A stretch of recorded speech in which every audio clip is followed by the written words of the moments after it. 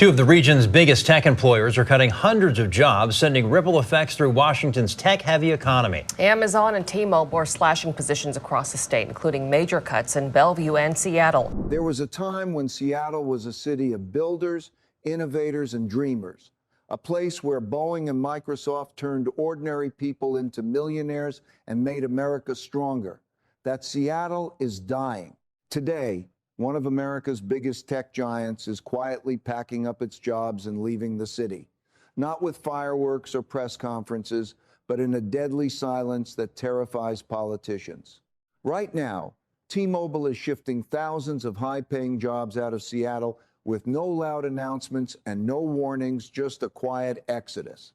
This is the brutal reality progressive politicians don't want you to see. They promise to tax the rich, punish businesses, and create a workers' paradise.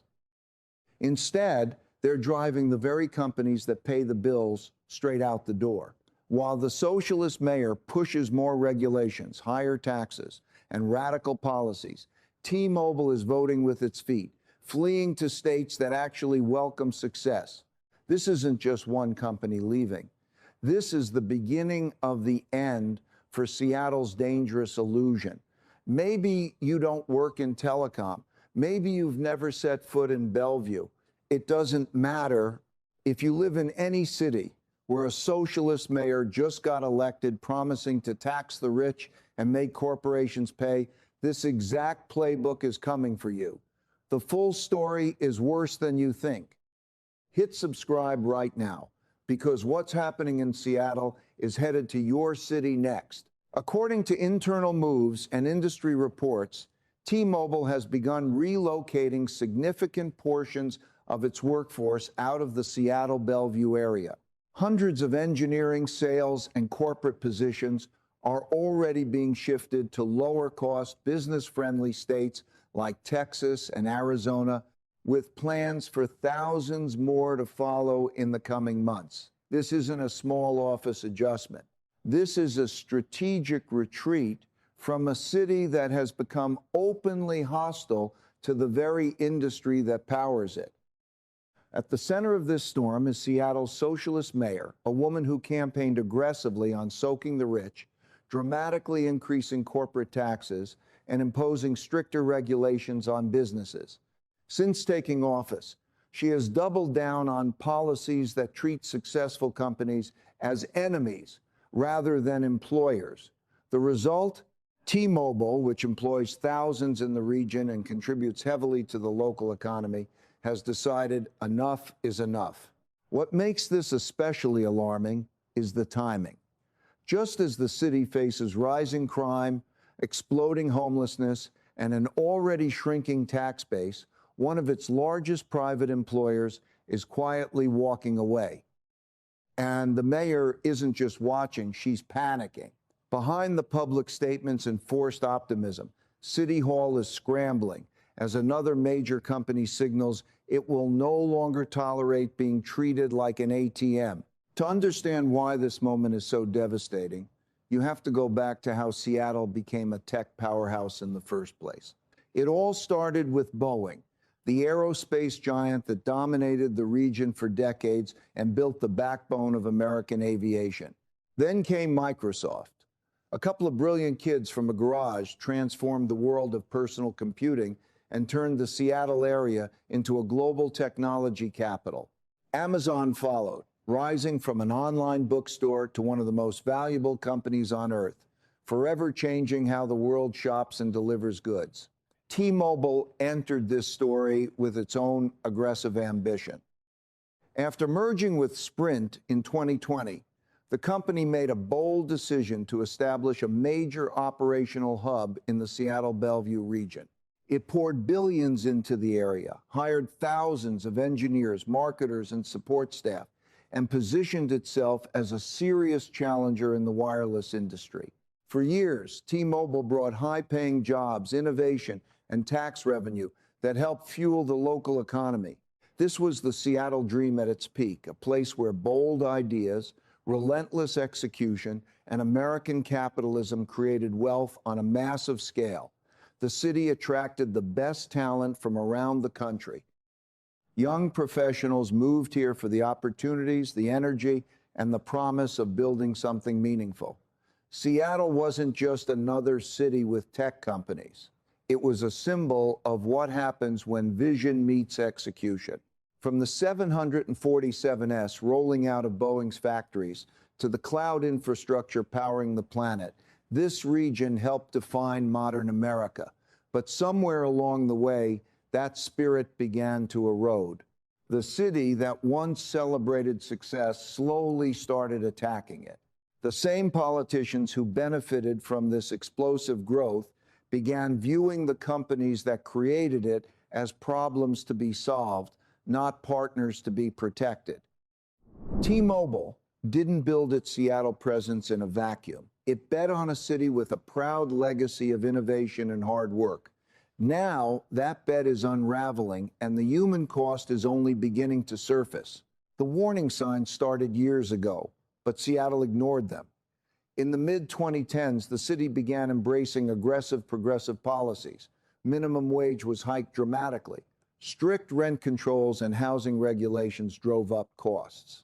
Then came the 2020 summer of riots. Businesses were burned, police were attacked, and the city allowed CHOP, an autonomous zone that descended into chaos and violence. Instead of cracking down, Seattle's leadership doubled down. Defund the police movements gained traction. Crime surged. Homeless encampments exploded across downtown. Retail theft became so rampant that major stores simply closed their doors. By 2022, businesses started voting with their feet. Amazon and other tech giants began relocating teams out of the city. Office vacancy rates climbed. Yet the political class continued pushing harder. New taxes targeting high earners and large corporations were proposed. Regulations multiplied. The cost of doing business in Seattle became among the highest in the nation. T-Mobile felt the pressure directly. Skyrocketing office rents, worsening traffic, and a deteriorating quality of life made it harder to attract and retain top talent. Employees complained about safety in the city. Many simply refused to return to the office. Then the socialist mayor took power. She accelerated the war on business. Corporate tax hikes, new employee mandates, and endless red tape became the new normal. While she delivered fiery speeches about economic justice, companies quietly ran the numbers, and those numbers no longer added up in Seattle. By late 2025, T-Mobile's leadership made a decisive call. They began shifting critical operations to states with no income tax, lower regulatory burdens, and a clear welcome for business. Texas became a major destination. Arizona and others followed. This wasn't panic. It was cold, calculated strategy. The company that once bet big on Seattle had seen enough. The city's hostility had crossed a point of no return. And now, in 2026, the quiet relocation has become impossible to hide. Thousands of jobs are leaving. The tax base is shrinking. And the very politicians who created this mess are watching their revenue disappear. Seattle didn't lose these jobs by accident. It drove them away one bad policy at a time. Now the mask is coming off. As word of T-Mobile's quiet exodus spread through City Hall, Seattle's socialist mayor completely lost it. Publicly, she tried to project calm and confidence. Privately, sources say she and her team have been scrambling, holding emergency meetings with business leaders and desperately trying to stop the bleeding. She has lashed out at critics, doubled down on her failed policies, and even begun floating new tax proposals as if taxing companies more heavily will somehow convince them to stay. The same mayor who once proudly stood with protesters against big business is now quietly begging executives not to leave. This is pure desperation. We're right behind the T-Mobile, I believe it's their headquarters or their main offices. So like during lunchtime, you see a whole bunch of people just walking in, A lot of foot traffic here for us. Edwin Sanchez says a lot of his clientele are tech workers, and he expects to see impacts at the remodeling business. Let's just say they're getting a new home, and all of a sudden, that income gets taken away. It's something that, it's not good. I wouldn't want to be in that position for my own family. The crisis is far worse than most residents realize. T-Mobile's relocation is expected to cost Seattle thousands of high-paying jobs that bring in millions in local taxes every year. These aren't low-wage service positions. These are engineering, management, and technical roles with salaries well above the city average. The timing couldn't be more damaging. Seattle is already facing a massive budget shortfall. Homelessness continues to explode. Violent crime remains stubbornly high. Downtown foot traffic has never fully recovered. And now, one of the city's major employers is pulling out. T-Mobile's move isn't happening in isolation. Other companies are watching closely. The message is clear. If you make it too expensive, too difficult, and too hostile to operate in Seattle, businesses will leave and they won't look back. The mayor's response has been textbook denial. She blames corporate greed, national economic trends, and even the weather, anything except her own disastrous policies. But the numbers don't lie. Companies are calculating the true cost of doing business in Seattle and choosing to go elsewhere. This is the brutal reality. Progressive governance delivers. You attack success, punish achievement, and create chaos in the streets, then act shocked when the golden goose flies away. Seattle is no longer just losing companies. It is losing its future. And the people who will pay the heaviest price are not the politicians. They are the working families who depend on these jobs, the small businesses that rely on those employees' spending, and the taxpayers left holding the bag for collapsing city services. Let's cut through the noise and speak plainly. What's happening with T-Mobile in Seattle isn't an isolated business decision. It's the predictable outcome of a city that turned against the people who create wealth. For years, Seattle's leadership treated companies like T-Mobile as endless cash machines rather than partners in building a thriving economy. They loaded them with higher taxes, endless regulations, and a culture that viewed profit as something shameful. The result is exactly what any rational person could have predicted. Businesses go where they're wanted. T-Mobile isn't leaving because Texas has better coffee. They're leaving because Texas offers lower taxes, faster permitting, safer streets, and local leaders who actually celebrate job creators instead of demonizing them. When a company can save tens of millions of dollars a year and attract better talent by moving, the choice becomes obvious. Seattle made that choice easy. This reveals a deeper truth about the socialist approach. It always starts with beautiful slogans about fairness and helping the little guy, but in practice, it creates an environment where the productive are punished and the dependent are rewarded. Eventually, the productive leave. Then the tax revenue dries up. Then the services collapse. And the people who can't leave are left paying the price. We're already seeing this pattern repeat across the country. San Francisco lost its soul to the same ideology. Portland is bleeding businesses. New York is watching finance jobs migrate south. Chicago is struggling. The common thread is simple.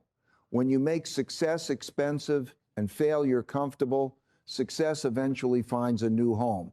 Seattle still has incredible natural beauty, a highly educated workforce, and a legacy of innovation. But none of that matters if the political environment becomes toxic. Talent follows opportunity. Capital follows certainty. And right now, Seattle offers neither. The hard lesson here is that cities don't die from one bad mayor. They die from a long series of bad ideas that go unchallenged. When voters reward politicians for attacking the engine of prosperity instead of protecting it, they shouldn't be surprised when that engine moves somewhere else. Every American city needs to look at Seattle right now and ask a serious question. Do we want to be a place where ambitious people and ambitious companies want to build their future? Or do we want to become the next cautionary tale? Because the T-Mobile story isn't really about telecom. It's about whether a city chooses growth and opportunity or resentment and redistribution. History has already shown us which path leads to prosperity and which one leads to decline. Seattle's socialist mayor can scream about fairness all she wants. She can blame corporations, blame the weather, blame whoever she likes. But the truth is now impossible to hide. T-Mobile is leaving because the city she helped create made it impossible to stay. This isn't just another company moving operations. This is a direct verdict on years of failed progressive policies. A city that once attracted the brightest minds and boldest companies is now watching them walk out the door quietly, steadily, and without looking back.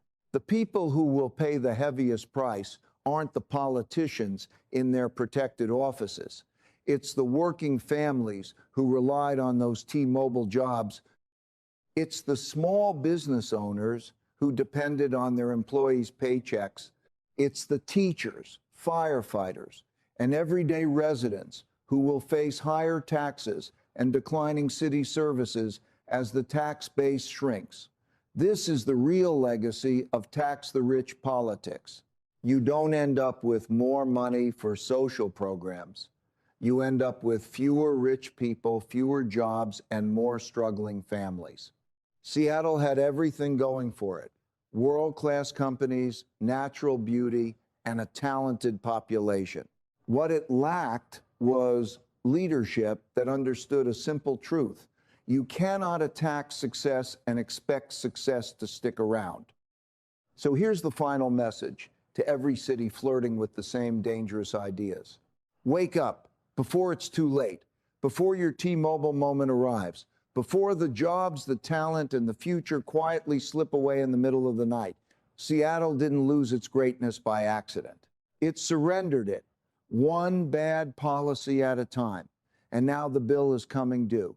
If this video opened your eyes, hit that like button, share it with someone who still believes these policies are harmless. Subscribe and turn on notifications, because we're going to keep exposing these stories the mainstream won't touch. Drop a comment below. Is your city next? What's happening where you live? The choice is clear. You can learn from Seattle's painful lesson or become the next example. The clock is ticking. I'll see you in the next one.